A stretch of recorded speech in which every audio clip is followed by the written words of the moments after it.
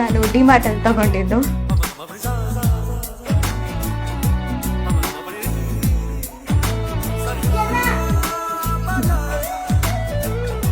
Today's outfit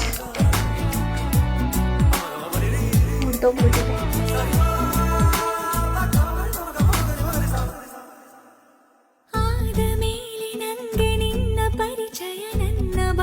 ಇದು actually ನಮ್ಮ mummy ಮದುವೆ ಟೈಮ್ದು ಚೈನು, ಸೊ ಅದಕ್ಕೆ ಅದ್ರದ್ದು ಬಾಕ್ಸ್ ಎಲ್ಲ ಹೋಗ್ಬಿಟ್ಟಿದೆ.